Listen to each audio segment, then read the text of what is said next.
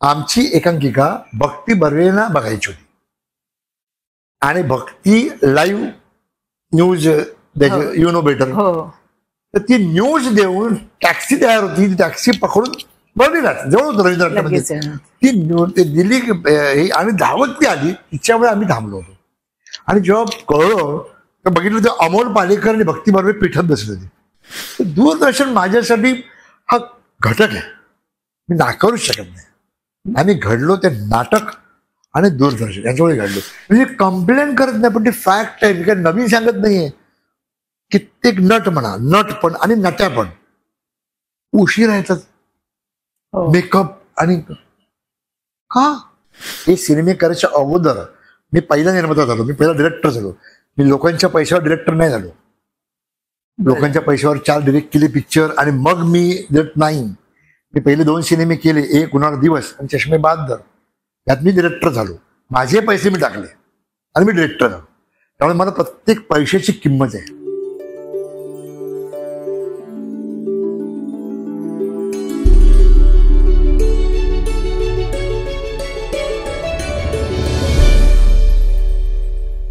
नमस्कार मित्रांनो, आज माझ्याकडे कोण आले माहितीये?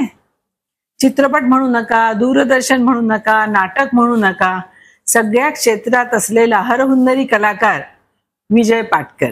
विजय, नमस्कार. सर्वात प्रथम तुझं स्वागत करते. आपण आज मस्त गप्पा मारणार आहोत. सुरुवात आपण दूरदर्शन पासूनच करूया. तू तुझ्या आयुष्याची म्हणजे करिअरची सुरुवात केव्हा केलीस?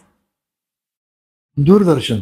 हा, कारण मी आलो 70 आणि 80 मध्ये, आम्ही कॉलेजला होतो. बरोबर. हा, आणि प्रथम दूरदर्शनने एकांकिका स्पर्धा भरवली होती, प्रथम, जी महाराष्ट्र लेवलला होती.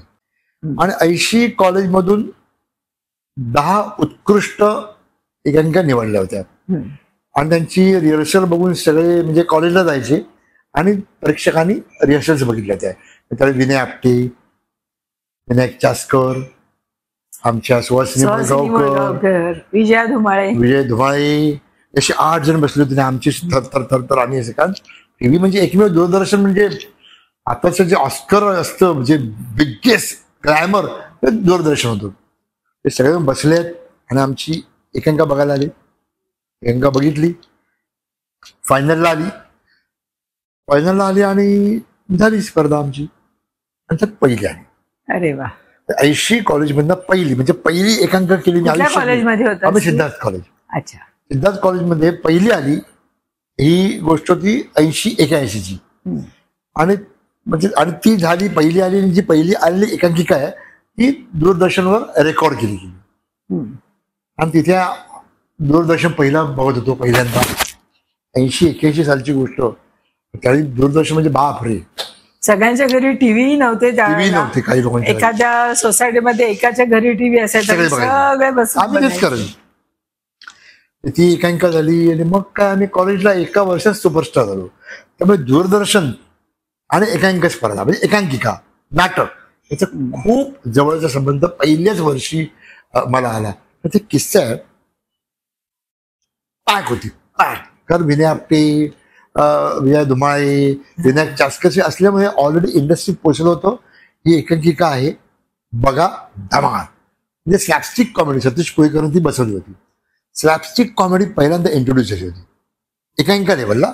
बबन प्रभूने वगैरे ऑलरेडी केलं होतं स्लॅपस्टिक, पण एकांकिका लेवलला ते प्रथम होत होतं. त्यामुळे विनय आपटेने वगैरे इतकं बसवलं होतं. त्यामुळे रवींद्र नाट्य मंदिर डबल पॅक होतं. डबल म्हणजे रवींद्रनाथ बसली होती लोक, गँगवे, ह्या गँगवे, तो गँगवे, गॅलरी सगळं पॅक होते. ते काहीतरी 900-1000ची कॅपॅसिटी होती. तिथे काहीतरी 1400-1500 लोक असतील. बापरे. हो. आमची पहिली बेल झाली. आम्ही प्रदीप पटवर्धन हिरो लीड, आम्ही सगळे छोटे कॅरेक्टर. दुसरी बेल झाली, चला टेन्शन. तिसरी बेल होईना, तिसरी बेल होईना. काय झालं? 5 मिनिटांनी दुसरी बेल, आणखी 5 मिनिटांनी तिसरी बेल. एकांकच पाहत काय व्यावसायिक नाटक नव्हतं. तिकीटीची वाट बघतायत, खाली लाईन, असं काही नव्हतं. का थांबलो का? जवळ 10 मिनिटं झाली. मग थर्ड बेल झाली. चला एकांकिका झाली. थर्ड बेल उशिरा अशासाठी झाली आमची एकांकिका भक्ती बर्वेना बघायची होती आणि Bhakti live news you know better, तर ती न्यूज देऊन टॅक्सी तयार होती, ती टॅक्सी पकडून बर्लिनला जवळ होतो रवींद्र नाट्यामध्ये, ती न्यूज दिली आणि धावत ती आली, तिच्यामुळे आम्ही थांबलो होतो. आणि जेव्हा कळलं तर बघितलं तर अमोल पालेकर आणि भक्ती बर्वे पिठात बसली होती, बसायला जागाच नाही. आणि आम्ही आपलं बघितलं फार डिस्ट्रॅक्ट नको व्हायला, तेवढे का आम्ही कमर्शियल होतो. पण त्याचा अमृत अजून एक्सपिरियन्स, त्याचे लाफ्टर्स, टाळ्या त्या अजून 81 साली त्या गुंजतायत ना, त्याच्यावर टाळ्या आणि लाफ्टर मला तर मी आयुष्यात घेतली असतील. कारण ती पहिली नवीन आवाज होता तो. एक सूर असतो ना टाळ्यांचा लाफ्टरचा, तो सूर अजून जो कानात आहे तो अजून जात नाहीये. तर ती दूरदर्शनची आमची पहिली अशी ओळख. आणि मग दूरदर्शनला मग बरीच त्यांच्या नाटकं केली मी, बरेच इंटरव्ह्यूज केले आणि बऱ्याच गोष्टी. कित्येक प्रोग्राम मध्ये मी तुला त्याला भेटलेली आहे, पाहिलेली आहे. लास्ट आणि दूरदर्शनची जी मजा काही वेगळीच होती. आमची पण तुला सांगते, तू आता किस्सा सांगितल्याच्या, आम्ही फक्त 6-7 जणी होतो. चारुशीला पटवर्धन, भक्ती बर्वे, स्मिता तळवलकर, प्रदीप भेडे, अनंत भावे आणि अजून 1-2-4 नावं. परंतु त्यावेळेला आम्ही राज्य केलं असं मी म्हणेन. दूरदर्शनने पैसा दिला नाही, परंतु जे काय नाव दिलंय ना त्याची शिदोरी आम्ही आजपर्यंत घेऊन चाललोय असं मला वाटतं. की आजही लोक जेव्हा तुम्हाला विचारतात की अरे तुम्ही टीव्हीवर झाला, तुम्ही बातम्या वाचाय ना, म्हणजे म्हणून मी म्हणते की दूरदर्शन हे आमचं माहेर आहे. करेक्ट. आज सुद्धा दूरदर्शनला तरी दूरदर्शन ना, काही झालं ना परफॉर्मन्स, काही काम नसायचं, आम्ही प्रदीप पटवर्धन मी जबरदस्ती बसमध्ये फिरायचो. का? लोक बघतात आपल्याला, कोणी ओळखलं तर हे काल तुम्ही टीव्हीवर होता का. हो. आणि मजा तिकडे तो 50 पैशाला चहा मिळायचा. हो. त्या झाडाखाली कोपऱ्यात कॅन्टीन होतं, ती चहा पिण्याची मजा वेगळीच होती. पण नुसतं गरम पाणी असायचं ते ग्लास, किती एका ड्युटीमध्ये 5-6 ग्लास चहा प्यायचो. काही काम नसायचं टीव्हीला, पण आम्ही दूरदर्शनला आणि फिरायला यायचो. जबरदस्ती विनय आपटेंच्या केबिन मध्ये जा, कास्करांच्या केबिन मध्ये जा, कारण त्यांच्या नाटक हे होतं. तर आम्ही जाऊन बसायचो, चहा पीत बसायचो. सकाळी जायचो आम्ही, मग मंगेश कुलकर्णी, प्रकाश बुद्धिसागर, विनय आपटे कोणीतरी यायचं, आम्हाला जेवायला द्यायचं. सतत सगळे आर्टिस्ट भेटायचे. ते लता मंगेशकर, आशा भोसले पासून सगळ्या जणी भेटायचे, सगळे मोठमोठे कलाकार सगळे तिथे भेटले. तिकडचं नॉनव्हेज पण अप्रतिम मिळायचं, टेस्टी होतं. कॅन्टीन वरण भात पण छान होतं, वरण भात आणि पापड एवढंच असायचं, तेही आवडायचं आम्हाला. त्याचं कारण दूरदर्शनची हवा. तिथे एकमेकांचं जे प्रेम मिळायचं, एकमेकांची जे आपुलकीच्या गोष्टी व्हायच्या, त्याच्यामध्ये सगळं छान होतं. आता तर दूरदर्शन एकदम चकाचक झालंय, पण ते काही नाही, ते नाहीये. अजूनही जुने कोण भेटले का अजूनही गैवार, अजूनही आनंद होतो. लास्ट मी तिकडे काम केलं होतं, म्हणजे माझी इंटरव्ह्यू झाली होती जी विक्रम गोखलेंनी घेतली होती, दुसरी बाजू. हो, दुसरी. आणि विक्रम गोखले जे आमचे आयडॉल, म्हणजे विद्यापीठ. मी पहिलं म्हटलं तुम्ही इंटरव्ह्यू घेताय माझी, हेच खूप आहे. ते काय बोलेन इंटरव्ह्यू मध्ये बोलेन ते गेलं, पण तुम्ही इंटरव्ह्यू, विक्रम गोखले माझी इंटरव्ह्यू घेतोय. पण काय म्हटलं विजय, आता मला तू हे करून मला काय छान इंटरव्ह्यू घेतली. मी ना हसत खेळत नावाची दूरदर्शनलाच सिरियल केली होती, बाबा सावंत डिरेक्ट केली होती. तर पहिल्यांदा मी काम केलं विक्रम गोखले बरोबर. मी ते त्यांचं बघितलं काम. मी कॉमेडी नट, विनोदी नट मी, पण विनोदी पण काम कसं करायचं हे त्यांच्याकडनं शिकलो. कारण त्यांचे परफॉर्मन्स करत असताना खूप डेप्थ असते, खूप कॅरेक्टर ते करतात, खूप कॅरेक्टर. तर हे कॅरेक्टर एवढं स्ट्रॉंग आपण करायला पाहिजे. आपलं सही आपलं करायचं, पण हे जे ज्या पद्धतीने करतात त्या पद्धतीने करायचं. हे काय विक्रम गोखलेंसारखं करू शकत नाही, हे काय अमिताभ बच्चन सारखं करू शकत नाही. पण त्यांचा अप्रोच जो होता परफॉर्मन्स करण्याचा विक्रम गोखलेंचा वगैरे, बघून मी म्हटलं, मी अवाक झालो. आणि आम्ही 6 एपिसोड केले होते, 13 एपिसोडची तेव्हा आई होती. आम्ही जवळजवळ तिकडे 10-12 दिवस होतो. रिमा लागू, विक्रम गोखले, चंदू पारखी, विजय गोखले, मी. आणि काय दूरदर्शन माझ्यासाठी हा घटक आहे, मी नाकारूच शकत नाही. आम्ही घडलो ते नाटक आणि दूरदर्शन यांच्यामुळे घडलो. त्यानंतर आता बरंच काय करतोय, टेक्निकली खूप मोठ्या गोष्टी करतोय, पण आपण म्हटलं बेस, आपला बेस तिकडे तयार झालाय. बेस जो तयार झाला म्हणजे कॅमेरा 3 सेटअप कॅमेरा आहे, तिकडे म्हणजे 3 सेटअप कॅमेरा असायचा. हो. आणि आम्ही त्या काळात आम्ही एवढे फाजील नट होतो की आम्ही बघायचो असं करायचो. आणि कॅमेऱ्याचा जो शॉट व्हायचा ना, ऑनलाईन एडिट व्हायचा ना, त्याच्यावर लाईट पेटायचा, रेड करायचा. तो कॅमेरा चढवतो. आम्ही असं करायचो, काय रेड लाईट नाही इथे, आम्ही इकडे जायचो. इथे जाऊ शकत नाही, पण हा किंवा हा एक फ्रंटल वाईड शॉट मध्ये करा. तेव्हापासून एक प्रॅक्टिस झाली आम्हाला. हा वाईड शॉट आहे ना, वाईड शॉट मध्ये थोडीशी हातवारी जास्त करूया आपण. आता हा वाईड शॉट नाही, हा मिड आहे, तुम्ही जरा कमी हातवारी करूया. ही तेव्हापासून सवय लागली आम्हाला. मग मोहन विघ्ने सारखे किंवा आमचा चेऊलकर, किशोर चेऊलकर, हे सगळे कॅमेरा होते, मित्र होते, सख्खे मित्र होते. दूरदर्शनला सेट लागायचे, काय सेट लागायचे. वाडा म्हटलं वाडा, आणि असे पटापट लागायचे 2 तासात. आम्ही जायचो, अरे बापरे सेट नाही लागलाय, कधी चालू होणार, काय होणार. जेवायला गेलो चला रेडी रेडी बा, 2 का 3 साडेतीनला चालू व्हायचं. ते रेकॉर्डिंग 3 साडेतीनला दुपारी चालू व्हायचं. लागला सेट, सगळं लाइटिंग, सेट, कॉस्ट्युम सगळं रेडी. 3 साडेतीनला जायचो, 4ला एक रिहर्सल, जुजबी रिहर्सल, 4ला चालू, 5 साडेपाच पॅकअप कर, बंद व्हायचं. या सगळ्या गोष्टीचा तुला जेव्हा तू निर्मिती क्षेत्रात उतरलास तेव्हा तुला किती फायदा झाला? ऑफकोर्स. मला ना एखादं शूटिंग उशिरा चालू होत असेल, वायफळ चर्चा चालू असतील, मला रडायला येते. अजूनही लिटरली रडायला येते मला. कारण जितका वेळ वाया जातो तितकं त्या निर्मात्याचं नुकसान होतं. आणि तुम्हाला डिस्कशन करायचे असतील ना, तुम्ही निर्माते व्हा, तुम्ही पैसे टाका स्वतःचे, आणि मग तुम्ही ह्या गोष्टी करा, डिस्कस करा. तुम्ही शूटिंग थांबून, हा एक चांगल्या गोष्टीसाठी आपण 5-10 मिनिटं तर ठीक आहे, 5-10-15 मिनिटं किंवा लाइटिंग होईपर्यंत होतं, डिस्कस करू शकता. लाइटिंग रेडी आहे, सगळं रेडी आहे, सगळं रेडी आहे, मग तुम्ही डिस्कशन चालू करता. आणि अर्धा तास, पाऊण तास कोणाच्या पैशावर तुम्ही करता? निर्मात्यांच्या पैशावर ना. हे सगळं अगोदर होऊ शकतं. शॉट लागलाय, हा चुकीचा शॉट आहे, तुला काय करायचंय? तू शिकवायला नको होता. तू कोण आहे? तू नट म्हणून आलायस. आता मी निर्माता आहे, मी दिग्दर्शक आहे, मी नट आहे. मी का चालू आहे? नट.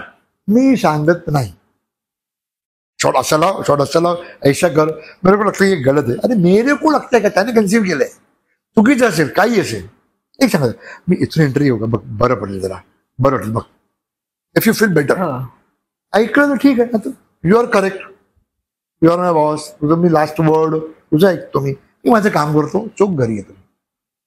कारण नका तुम्ही जाऊन तुम्ही हे करू, मग स्क्रिप्टिंगवर लाईट ऑफ करू आणि मग अरे मग मला रडायला येते. म्हणजे ज्याचा कोणीही प्रोड्युसर असतो दुसरा, मी त्याला म्हणतो अरे काय होतंय, काय, का, कशासाठी? म्हणजे कंप्लेंट करत नाही, पण ते फॅक्ट आहे, काय नवीन सांगत नाहीये. कित्येक नट म्हणा, नट पण आणि नट्या पण उशीर येतात मेकअप आणि का. आता मी नाव घेऊन सांगतो, निर्मिती सावंत. ते म्हटलं बघ विजय, मी तू सकाळी 9ची शिफ्ट म्हणाली, सॉरी 7ची शिफ्ट म्हणाली, मी नाही येऊ शकत कारण मला आठवायला थोडा उशीर होतो. हे तिने मला शूटिंग चालू व्हायच्या अगोदर सांगितलं होतं, मला थोडासा उशीर होतो, 7च्या शिफ्टला नाही करू शकत. 9च्या शिफ्टला सांग, मी 9 वाजता अशी रेडी असेल. म्हटलं डन, नो प्रॉब्लेम.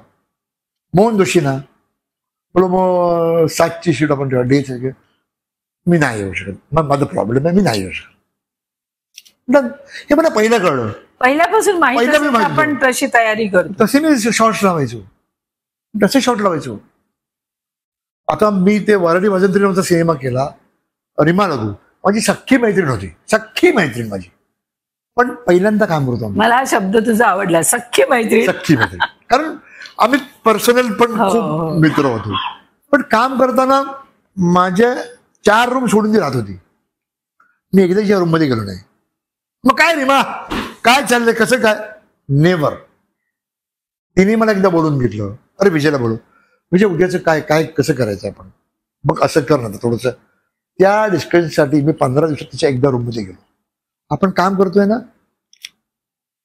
प्रोफेशनल, तिचं रूम आहे तिची, आणि ती स्त्री आहे, आपण उगाच स्त्रियांच्या रूम मध्ये जाऊन हे करत, ती स्पेस आहे, शूटिंग संपलं, तिने बोलवलं, मी गेलो. मी कधीच जात नाही बोलवल्याशिवाय. मी अगदी मित्र जरी असेल तरी मी जात नाही रूममध्ये.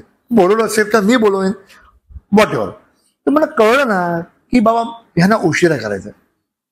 पण निर्मिती मोहन जोशी हे सेटवर आले तर माझं जे 7 ते 9चं काम असायचं ना, ते 9 ते 9:30 मध्ये कम्प्लीट करायचे. म्हणजे इझिली इक्वल टू 7ची शिफ्ट. 7ची शिफ्ट म्हणजे आपण काय 7:05 चालू करत नाही, 8:15 चालू होतो 7ची शिफ्ट. पण ते मला क्वालिटी देते, काही प्रॉब्लेम नाही, मला काही प्रॉब्लेम नाही. हे सगळं असं क्लिअर असेल ना तर बरं वाटतं.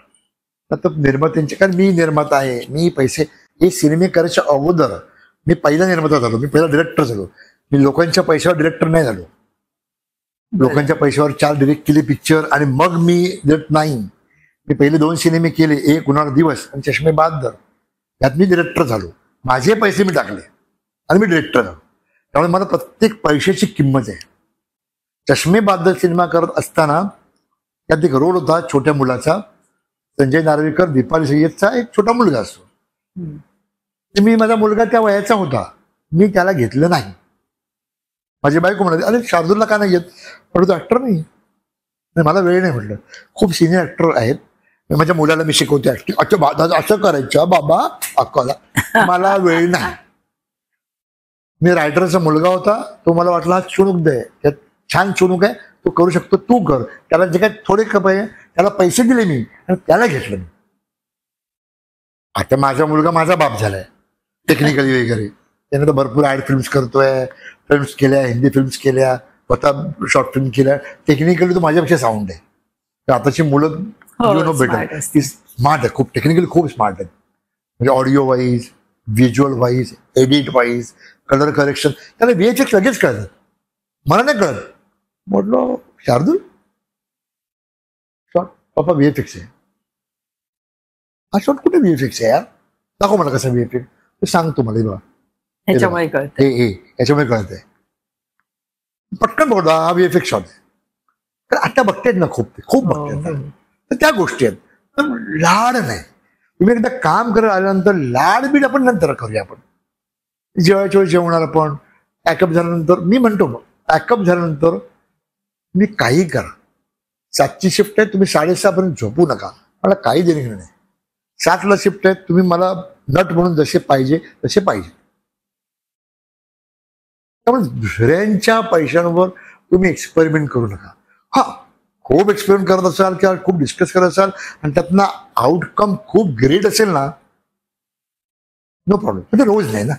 चंद्रवादन म्हणून एक डिरेक्टर होते, त्यांनी माझी वादळ वारं सुटलं नावाची फिल्म डिरेक्ट केली होती. तर ज्याला ते स्क्रिप्ट आणि सगळं घेऊन आले होते, तर त्यांनी 2 तास 10 मिनिटं म्हणून सांगितलं होतं. आणि त्यावेळेला मॅगझिनवर शूट व्हायची फिल्म. पूर्ण चित्रपट झाल्यानंतर फक्त 2 तास 13 मिनिटं बरोबर तेवढा झाला.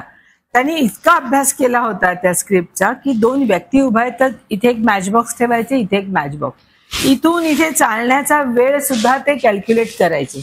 प्रत्यक्ष माणूस चालायचा इथपासून ते किती सेकंद लागले तेवढा सेकंद. पण मॅगझिन मध्ये थोडस जरी उरलेलं असेल ना, तेवढ्या ह्याच्यात ते झाडं शूट करायचे, पक्षी उडतोय ते घ्यायचे. आणि हे सर्व म्हणजे एवढंही त्यांनी वाया जाऊ दिलं नाही. आणि पूर्ण बरोबर तो चित्रपट 2 तास 10 मिनिटाचा तर 2 तास 13 मिनिटाचा झाला. मग ते 3 मिनिटाचं एक्स्ट्रा होतं, तेवढंच काहीतरी परत त्यांनी कुठे, म्हणजे एडिट नाहीच, म्हणजे फिल्म तुमची जराही वाया जाते. हा त्यांचा जो अभ्यास, त्यांनी हे जे मला शिकवलं ना, इतका डोक्यात बसलं त्याला. पण आता ती सिस्टमच राहिली नाही, परंतु इतका अभ्यास असायचा. म्हणजे त्या डिरेक्टरने हा एवढा अभ्यास केला होता, मला खरंच त्यांचं आश्चर्य वाटतं. वेळात इतर काही डिरेक्टरांबरोबर मी काम केलं तर 3 तासाची फिल्म 5 तास पूर्ण प्रॉडक्ट झालेलं, जवळजवळ 2 चित्रपट. आणि ते 2 चित्रपट होतील एवढी फिल्म वाया गेली. म्हणजे अशा गोष्टी जेव्हा होतात तेव्हा आपल्याला त्याचं महत्व कळतं. 3 तासाचे 5 तासाचे फिल्म करतात ना डिरेक्टर, ते स्वतः का नाही निर्माण करत हे सिनेमे?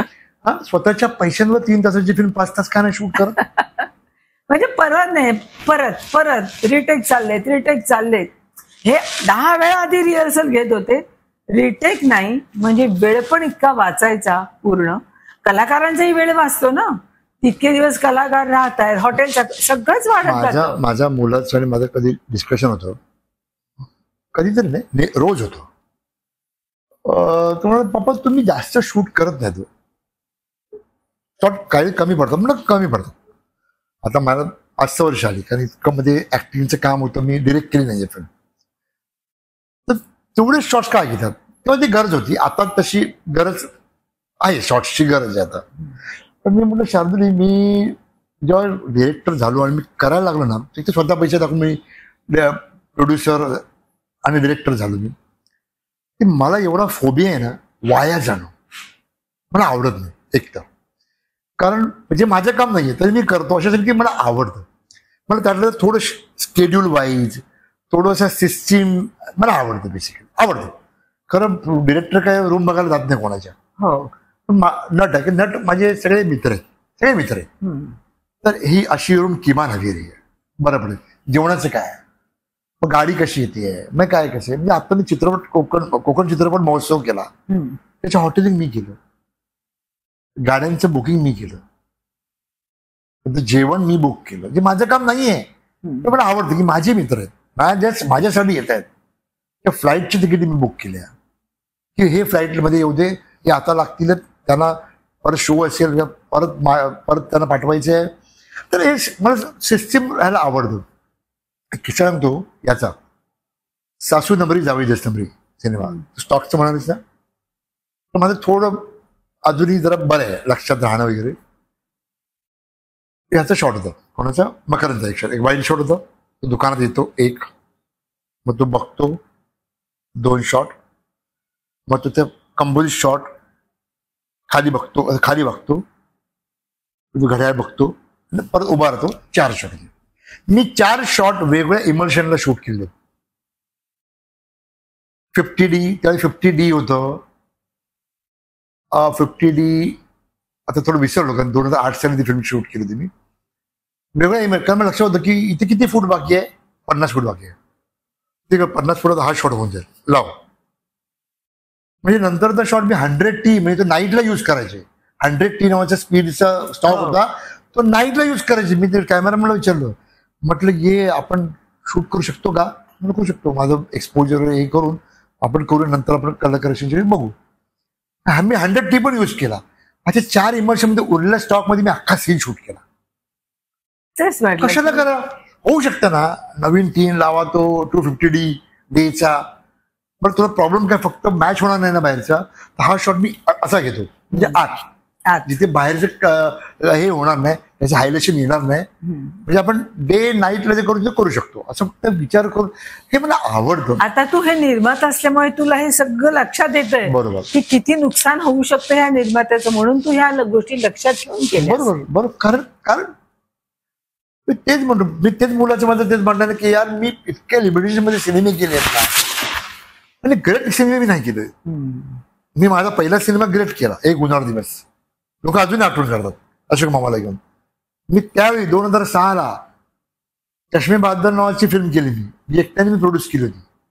VFX वाली होती फिल्म, VFX वाली. त्यावेळी VFX, त्यावेळी मी काहीतरी 12 मिनिटाचं VFX मी हे केलं होतं. त्याचा खर्च मला टोटल काहीतरी 7 का 8 लाख आला होता, तेवढा फक्त VFX, एडिट आणि VFX माझं बजेट तो त्यावेळी. आता 7-8 लाख आणि डिजिटल सगळं इझी होतं.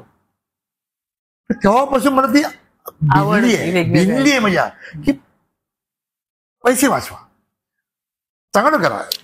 तुम्हाला पडद्यात जे दिसेल ना ते छान दिसायला पाहिजे. ते पैसे तुम्ही कसे वाचवता आणि काय खाऊन तुम्ही करता त्याचं देणं ऑडियन्सला नाही.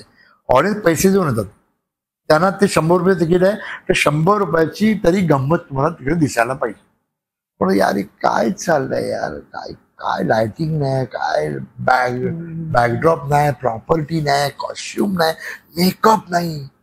पण ह्या गोष्टी करत पण लाखो रुपये नाही लागत. हा तुम्ही तसं सब्जेक्ट असेल तर ठीक आहे, नॉर्मल सब्जेक्ट असेल तर तुम्ही छान शूट कसं करता तुमची बुद्धीच आहे, तुमचा अभ्यासच पाहिजे. मग सेट लावायला पाहिजे यार, कॉस्ट्युम करा नाही, तू थोडा विचार करून करा. हा तुम्ही मोबाईलवर फोटो काढता, तुम्ही काय अरेंज करता, अरे काय मस्त फोटो आलाय रे, काय आलेला आहे, तो करेक्ट अँगल झालेला आहे, डेप्थ आहे, हायलायशन लाईट आलेला आहे, त्याचवेळी तुमचे कॉस्ट्युम जरा बरे आहेत, काहीतरी क्लोज कलरचं गळ्यात छान माळ आहे, ती कॉन्ट्रास्ट आहे ना, ती क्लोजला खूप छान दिसत असणार, खूप छान दिसत असणार. पण ते तुम्ही यूज कसं करता, तुम्ही तुमची बॉडी तुमची आहे ती प्रॉपर्टी ती तुम्ही कशी यूज करू शकता. मला तुमचा घर इतकं सुंदर आहे तुझा अमृता, मला इतकं बरं वाटतंय. डेप्थ का मोठं डेप्थ. तुला माहितीये का, तू सुंदर आहेस, मी सुंदर नाही दिसत, पण या घरामुळे आणि त्या अँगल मध्ये मी सुंदर दिसतोय. मी सुंदर दिसत असणार मला माहिती. डोक्यात आहे, तू छान आहे, तू हँडसम. मी जो काय देवाने दिलं प्रेझेंटेबल आहे, प्रेझेंटेबल आहे. पण मी ह्या सगळ्या बॅकड्रॉप एक करेक्ट लाइटिंग आलं का माणूस, साधारण माणूस चांगला दिसू शकतो. तू मराठी चित्रपटांबरोबरच हिंदी पण अनेक चित्रपटांमध्ये काम केलंस. तुला मराठी चित्रपट आणि हिंदी चित्रपट यात फरक काय जाणवतो? काही नाही, पैसे. हा, पैसे आणि तो सिनेमा मागे करण्याचा अप्रोच. आज Hindi cinema world wide release होतो, सगळं मोठी मोठी गणित आहेत, त्यामुळे ते होत आहे. आज मराठी सिनेमे त्या ताकदीचे होत आहेत. तुझा श्यामची आई, ती पुराणे. आता मी परीक्षक होतो. कुठल्या ह्याला परीक्षेत? मी आता ह्याला परीक्षक होतो, मी फक्त मराठीला. अच्छा. नंतर माझ्या कोकण चित्रपट महोत्सवाला तुझ्या हिरोईनला मी बेस्ट ऍक्ट्रेस दिला. प्रियदर्शनी इंदलकरला बेस्ट ऍक्ट्रेस दिलं. ते मुद्दाम थोडंसं मी का पुश केलं, त्याने बाईने काय काम केलं, सुंदर काम केलं आणि केवढी मेहनत घेतली त्या मुलीने, काम केलं त्या मुलीने. काय काम, एखादी भाषा आत्मसात करणं हे फार कौशल्य असं मला वाटतं. काय काम केलं ती हास्य चित्रामध्ये काम करते, ज्या लेवलचं काम करते ती तसं काम करते, आणि त्याच्यानंतर हे काम करणं खूप कठीण. तसंच अप्रतिम कार्य श्यामच्या आईमध्ये गौरी देशपांडेने केलंय. अतिशय सुंदर काम केलंय. त्यामुळे माझ्याच 2 हिरोईनींची यावेळेला कॉम्पिटिशन आहे, प्रियदर्शनी इंदुलकर आणि गौरी देशपांडे. कारण दोघेही त्या रेसमध्ये आहेत बेस्ट ऍक्ट्रेसच्या. अप्रतिम काम केले दोघी, अप्रतिम काम केलंय. तर मी ते दिलं. ते मला बेसिकली काय म्हणायचं की हे आवडतं, मला ते आवडतं. ह्या गोष्टी भयंकर होतात. मला परीक्षा म्हणून लोक बोलवतात, परीक्षा हो राहणार, वन ऍक्ट प्लेला परीक्षा हो राहणार. मी सिनेमा नाटक तर ठीक आहे. मी मटाला 3 वर्ष परीक्षक म्हणून केलंय आणि संस्कृती कला दर्पण आता 16 वर्ष परीक्षक. ते कायमचं ते आहेच. आपल्या अर्चना, हो अर्चनाचं. आणि तुला काय राहायला आवडत असेल माहिती का, तुलाही ती आवड आहे.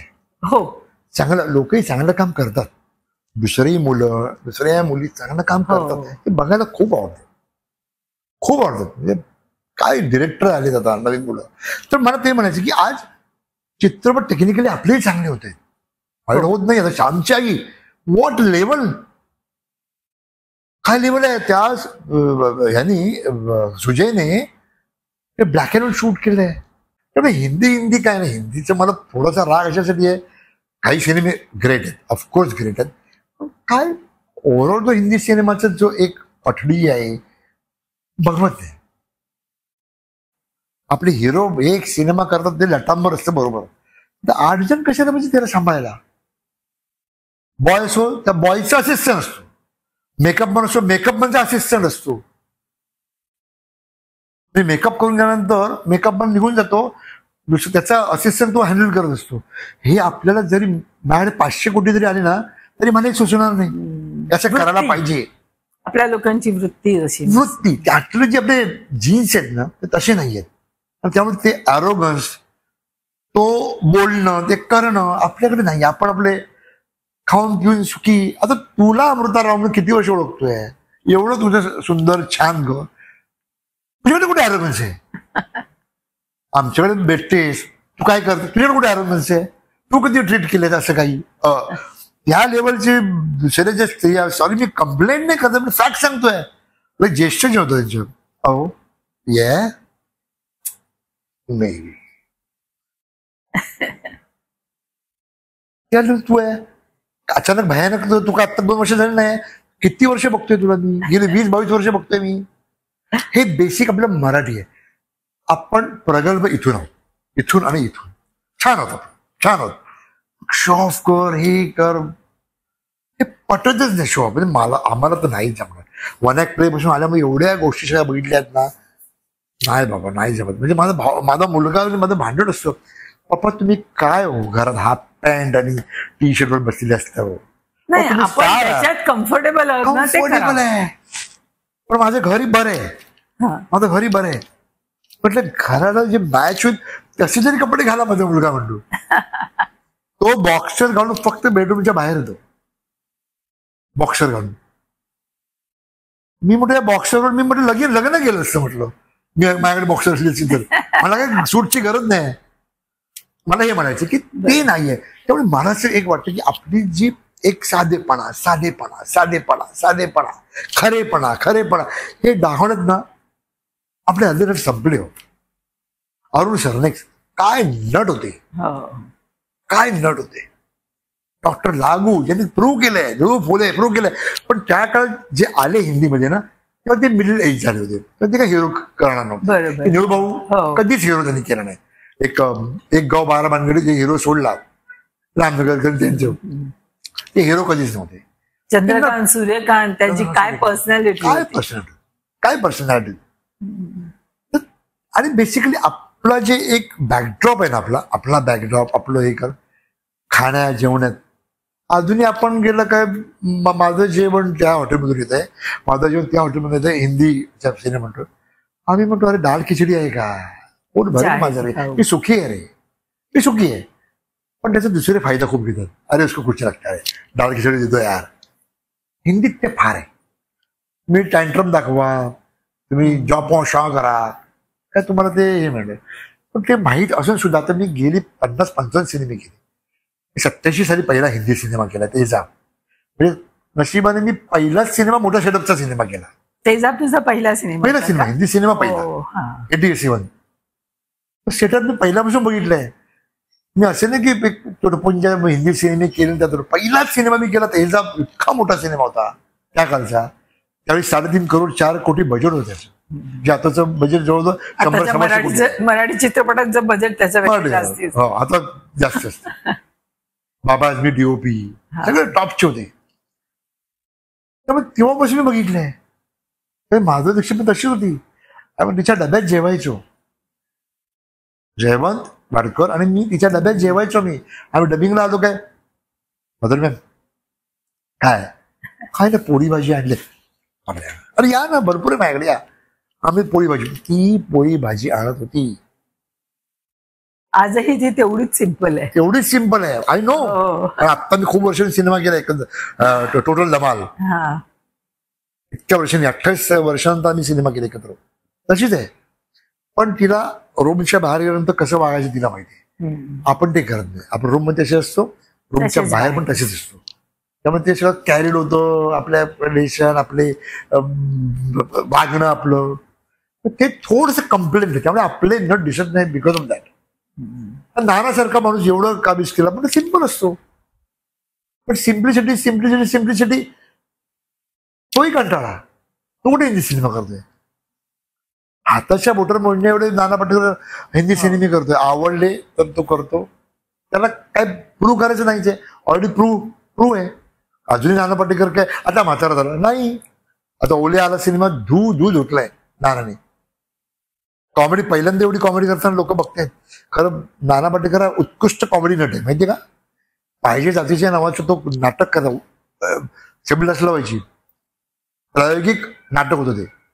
व्यंगनायक सुषमा तेंडुलकर आणि नाना पाटेकर. तेव्हापासून आम्ही बघितलेलं आहे. ही गोष्ट मी 82ची वगैरे गोष्ट करतोय, 82-83ची गोष्ट करतोय. नाना पाटेकर उत्कृष्ट कॉमेडियन आहे.